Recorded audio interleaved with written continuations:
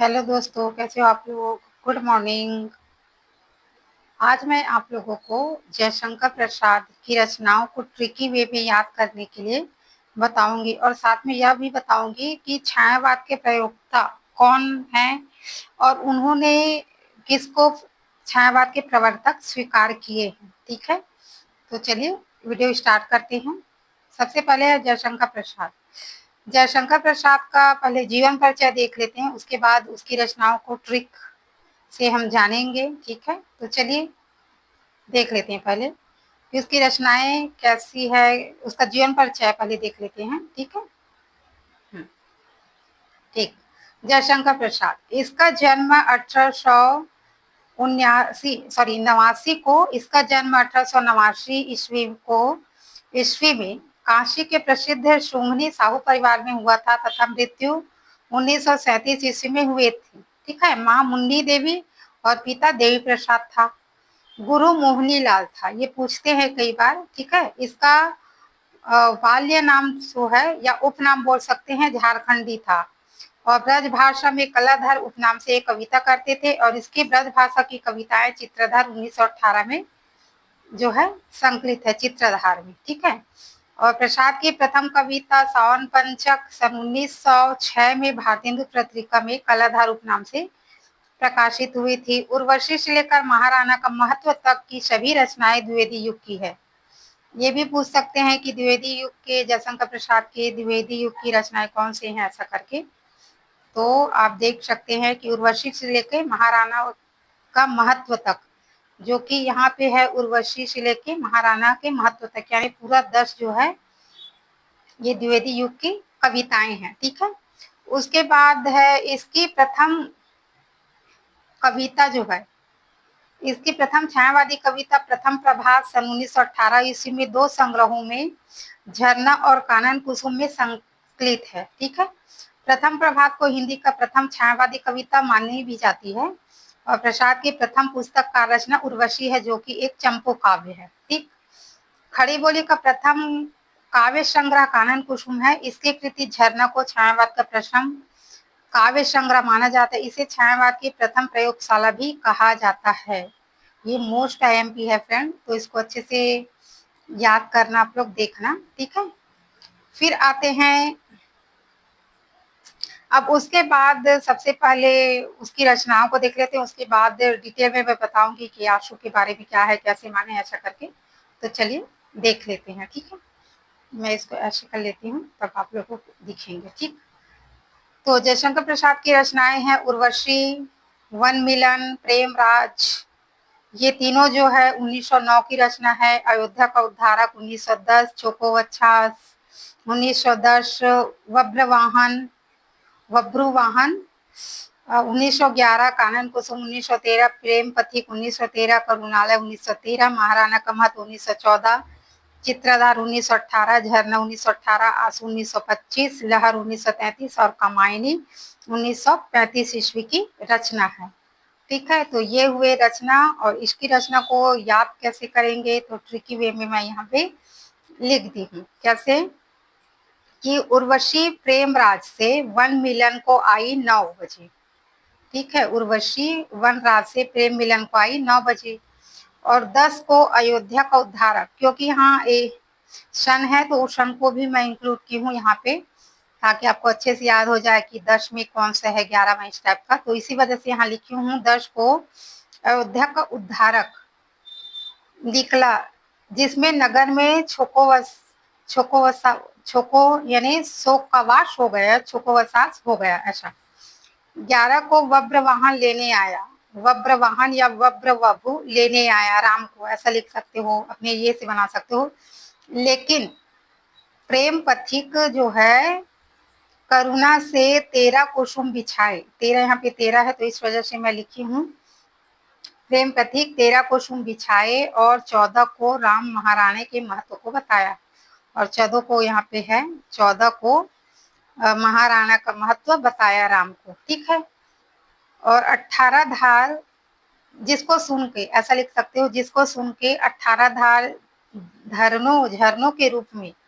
18 धार क्यों लिखी हूँ, तो चित्राधार को 18 धार क्यों यहाँ पे तो 18 धार झरनों के रूप में, क्योंकि 18-18 दोनों, तो इस वजह से झरनों के रूप में 25 आंसू निकले, जिसके लहरों में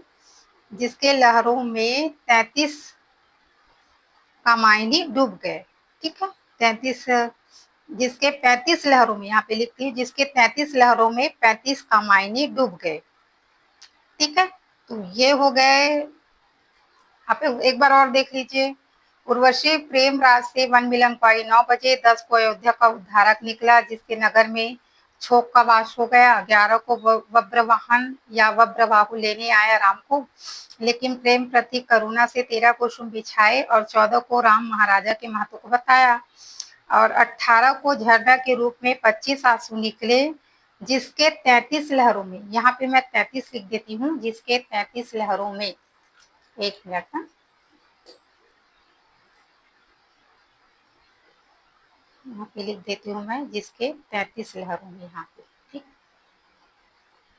तो ये आ जाएंगे जिसके, तो यार यूजी होने, एक मिनट, यहाँ ऐसे लिख देती हूँ, जिसके 33 लहरों में 35 कामायनी डूब गए। ठीक, तो ये हो गया ट्रिकी वे में। आशा है फ्रेंड आप लोगों को अच्छे लगेंगे। और फिर आते हैं यहाँ पे छायावाद के, नहीं पहले इसका ये देख लेते हैं कि वो आंसू में क्या कह रहे हैं। ठीक है, आंसू, प्रसादकृत आंसू 133 छंदों का विरह प्रधान स्मृति काव्य है, जिसे हिंदी का मेघदूत भी कहा जाता है, जिसके द्वितीय संस्करण में 64 छंद जोड़े गए। ठीक है, प्रसाद ने आंसू में 14 मात्राओं का आनंद छंद या सखी छंद का प्रयोग किया भी है। ठीक है, आंसू व्यक्तिगत वेदना से ऊपर उठकर विश्व कल्याण की भावना व्यक्त की गई है। आंसू जो है व्यक्तिगत वेदना से ऊपर उठकर विश्व कल्याण की भावना व्यक्त की गई है आंसू में। ठीक है, फिर और देख लेते हैं इसको। और प्रसाद प्रेम और सौंदर्य का कवि माना जाता है। इसकी रचनाओं में रहस्यवादी प्रकृति मिलती है। शुक्ल जी ने लिखा है, शुक्ल जी ने क्या लिखा है ये भी आते हैं, पूछते हैं। इसकी रहस्यवादी रचनाओं को देखकर चाहे तो हम कह सकते हैं कि इनकी मधुचर्या के मानस प्रकार के लिए रहस्यवाद का पर्दा मिल गया, अथवा ये कहें कि इनकी सारी प्रेरणाभूति समीप पर कूद कर असीम पर जा रही है। ठीक है, प्रेरणाभूति समीप पर से कूद कर असीम पर जा रही है, समीप से कूद कर असीम पर जा रही है। फिर है कामायनी। कामायनी महाकाव्य की अंगी रस है शांत, जिसको बोलते हैं निर्वेद रस। कामायनी में प्रसाद ने शैव दर्शन के अंतर्गत आने वाले प्रत्याभिज्ञान दर्शन की मान्यताओं के अनुरूप समरसतावाद एवं आनंदवाद की स्थापना की है। कामायनी का उद्देश्य आनंदवाद की स्थापना करना है। मुख्य छंद ताटक छंद है और प्रसाद के अंतिम कृति है कामायनी, जिसमें 15 सर्ग है। कामायनी का चिंता सर्ग सर्वप्रथम 1928 में सुधा अंक में प्रकाशित हुआ था। और ये 15 सर्ग निम्न है। कौन कौन से है? चिंता है, आशा है, श्रद्धा है, काम है, वासना है, लज्जा, कर्म, ईर्षा, ईड़ा, स्वप्न, संघर्ष, निर्वेद, दर्शन, रहस्य और आनंद। तो ये 15 सर्ग है। ठीक है, और यहाँ पे मुख्य पात्र भी दिए हैं। कामायनी काव्य के मुख्य पात्र और प्रतीक है। मुख्य पात्र मनु है, जिसका प्रतीक मन है। श्रद्धा का हृदय है, ईड़ा का बुद्धि है और कुमार का मानव है। ठीक है, तो इसमें ट्रिकी वे में यहाँ पे भी मैं दी हूँ कि कर्म और ईर्षा को कई लिखा है यहाँ पे, ईड़ा और स्वप्न को ईश्वर और संघर्ष निर्वेद को शनि, ऐसा करके। ठीक है, हो गया। ठीक, और यहाँ पे और कुछ दिए हैं। हाँ, ये भी दिए हैं कि कामायनी के संदर्भ में मत, विभिन्न विद्वानों के मत क्या कहें। आचार्य शांति प्रिय द्विवेदी ने कामायनी को छायावाद का उपनिषद कहा है। ठीक है, और नागेंद्र ने कामायनी को मानव चेतना के विकास का महाकाव्य कहा है। मुक्तिबोध ने कामायनी को फैंटेसी माना है और नंदुलारी वाजपेयी ने कामायनी को नए युग का प्रतिनिधि काव्य माना है। दिनकर ने कामायनी के संदर्भ में दोष रहित दूषण रहित नामक निबंध लिखा है, ऐसा इसमें कहा गया है। ठीक है, आशा है आप लोगों को अच्छे लगे होंगे, तो ट्रिकी वे में याद कर सकते हो। ये आईएमपी है, कामायनी के संदर्भ में पूछे हैं कि इसका मुख्य उद्देश्य क्या है, तो इस टाइप का। फिर यहाँ पे मैं अब देखते हैं छायावाद के प्रयोक्ता और कवि, इसको भी ट्रिक से देख लेंगे। आचार्य रामचंद्र शुक्ल ने क्या कहा है, मुकुटधर पांडे और मैथिली शरण गुप्त।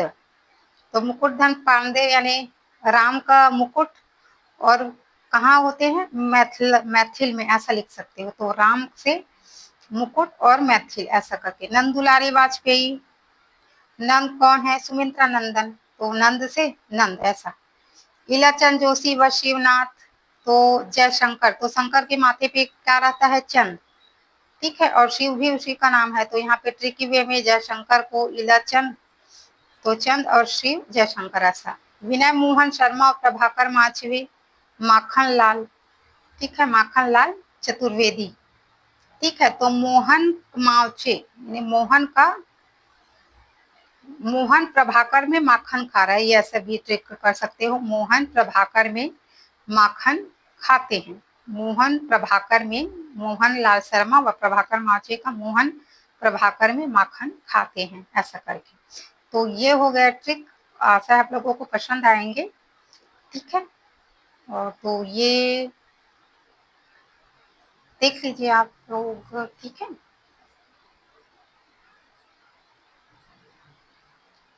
ठीक है, तो चलिए, वीडियो अगर आपको पसंद आए तो प्लीज लाइक कीजिए, कमेंट कीजिए फ्रेंड। कमेंट करने से, लाइक करने से मुझे मोटिवेशन मिलेंगे कि मैं करूँगी, हाँ ऐसा करके। आप लोग कमेंट नहीं करते तो फिर एक ये हो जाता है ना मन में, तो प्लीज कमेंट कीजिए। ठीक है, और आपको वीडियो कैसे लगे ये भी बताइए। Thank you.